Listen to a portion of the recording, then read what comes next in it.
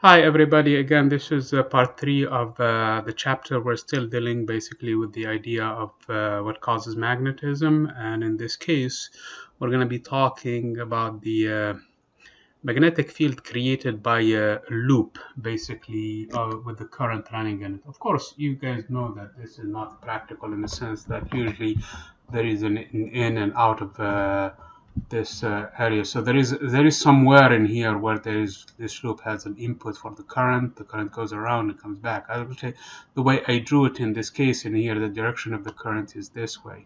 So at some point it's coming out in here, so it's going counterclockwise in the wire in here, just to take it in the standard format, in the positive direction basically for rotation.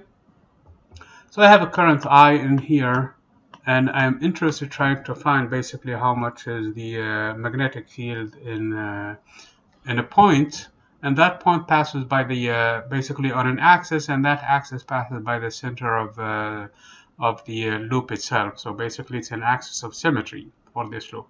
I mean, I drew it what looks like elliptical shape in here. It's actually circular shape, but we're trying to look at it at an angle a little bit tilted.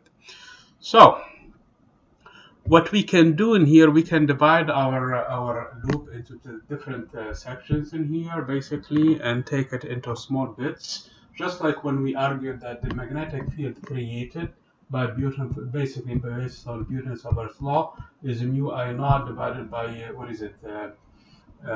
4 pi times an element of this wire crossed with the unit vector divided by the distance squared. So in my case in here, I'm taking this point in here. Let me get this thing in here. This is to show that the current, if I'm looking at the loop this way basically, let me see. Let me pause the recording in here quickly and try to bring.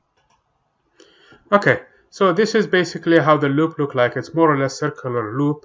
So basically what I'm interested in is trying to find the magnetic field in somewhere in the center in here, in an axis around that goes around the center, so in a point in there.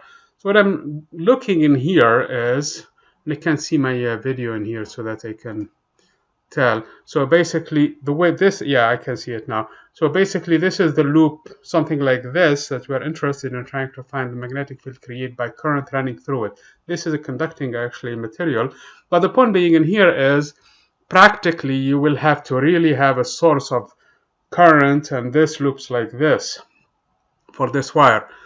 But the point is, this dl in here in this expression is a unit of this wire. Okay, so at some point in here the current is going around counterclockwise. It's going in and then coming out, and then going in and coming out. So at some point it's coming out from here and it's going in. So this is a cut basically. If I were to cut this loop, this is how it looks like more or less. So this is how the current is looking to me, coming from this point and going into this one, diving in there. So that's basically schematic. Hopefully you guys have an understanding how this is working. And if I take an element dl in here and then run it through the entire loop, that gives me the sum of all of that. That gives me the magnetic field in that point. So let's talk about the geometry a little bit in here so that we have a clear understanding of what we're doing. For one thing, I'm going to assume that the distance from the center of the of this loop to the point where I'm calculating it to be the point z. So this distance is z, and also I'm assuming that this loop has a radius r, and from this geometry big R. So from this geometry, clearly r, which is the distance from the element in here all the way to the point of the where we're trying to find the magnetic field, is given by the square root of z squared plus r squared using the Pythagorean theorem. Of interest is this angle in here for me. This angle, or if you want to, you can use this angle, and let's call that angle theta, and this angle theta must be the same angle theta in here again, because the sum of these two angles are 90 degrees, namely this one and this one is 90 degrees, and so is this one and that one is 90 degrees. So if this angle is theta, so is that angle is theta. That's important because this is a vector and we need its magnitude and direction.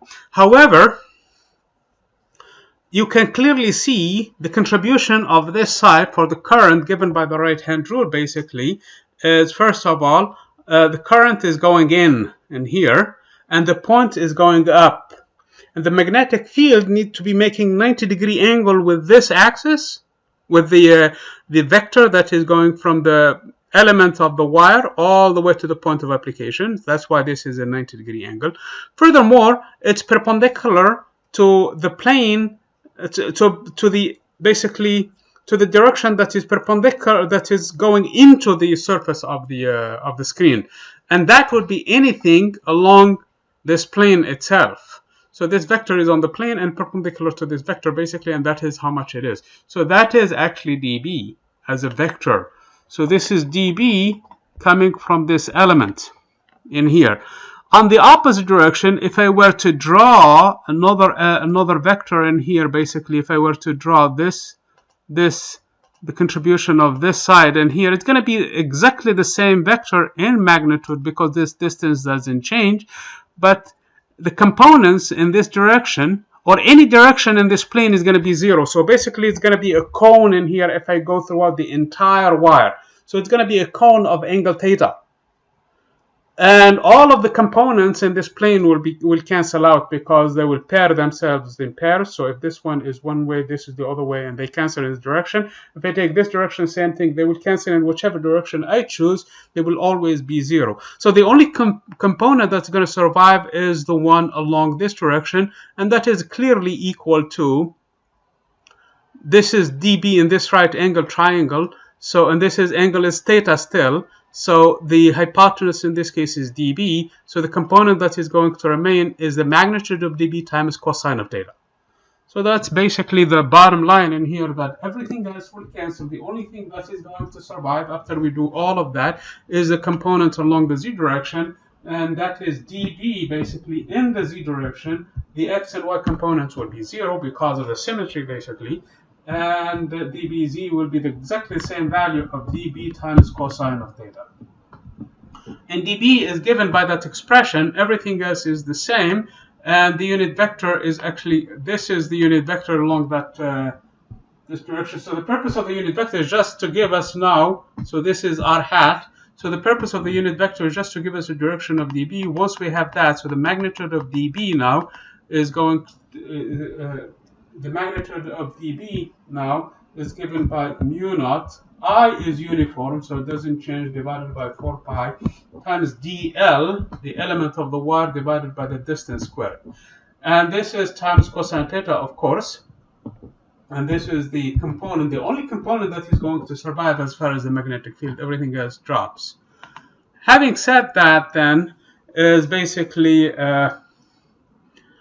cosine theta doesn't change. Theta doesn't change at all in this direction. R doesn't change because R is equal to square root of z squared and r squared. And what else? 4 pi doesn't change, mu naught doesn't change, and I doesn't change. So when we integrate, Bz will simply be equal to, everything else is the same, is the length of the loop, basically. When we integrate dl for the entire loop, it's going to be 2 pi times r. Everything else drops, basically. And cosine theta from the geometry is clearly equal to z divided by, is equal to r divided by r. Big R divided by r from that geometry from here. This is cosine theta, which is r divided by little r. So at the end of the day, we have everything, and the entire expression for the magnetic field everywhere on that point in there, at least on an axis, in any point on the axis that is passes by the center of symmetry, is going to be mu naught times I. So basically the integral is trivial, that's why I'm not doing it in here, times 4 pi times r squared, and r squared is r squared plus z squared, and times again in the numerator we have what? We have 2 pi times r. Let's write that down. 2 pi times r, that's the integral of the dl element. And we also have cosine theta, and cosine theta is r over that square root, basically, of r squared plus z squared. So this is kind of easier compared to the previous problem. Obviously, the 2 pi and the 4 pi cancel. And we're going to take the the entire expression basically boils down to the following, that Bz is equal to mu naught I times r squared over 2 times r squared plus z squared to the power 3/2. Okay, so that's basically the expression for the magnetic field on an axis that passes by the center of the loop itself. Now, an interesting result in here, in the case when z equal to 0, when we are exactly at the center, Bz will simply equal to mu naught. The r squared cancel the r cubed in the denominator, and it's going to be mu naught I over 2r. And the limit, as basically z goes to infinity, r squared drops from this expression, and the strength of the magnetic field is proportional to the 1 over the cube of the distance. So basically, in the limit, when z is super big compared to r, then in this case, r squared is going to be neglected in front of z squared, and when you cube it, it's going to be, or when you raise it to the power 3/2, so z squared to the power 3/2 is z cubed.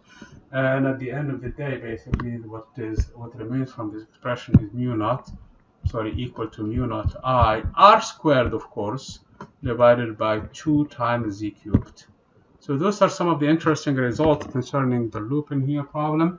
And we still have a couple of more cases before we actually we're ready to move on to Ampere's law, which is basically going to be a big deal for this chapter. Before we end this part of the recording, actually, I just want to make sure that you guys have a clear understanding of what's going on in terms of the directions, because it's always important to talk about these results and try to understand them. Remember, the current is going counterclockwise. The magnetic field is pointing upward. Again, it's given by the right-hand rule. Remember before, when we were trying to basically find the magnetic field created by single wire. Basically, you have a wire, you have the current running through this finger, and the magnetic field curls based on the right-hand rule. So curls around the wire. Now what we have, actually, we have the current curling, and the magnetic field is the one that swapped the places. They swap places basically between the two. The magnetic field is always positive according to this expression in here. It's always pointing positive, whether we are above or below the wire, it doesn't matter. The direction of the magnetic field is always pointing upward, basically. So I know my screen is not coming up quickly enough, at least for this point.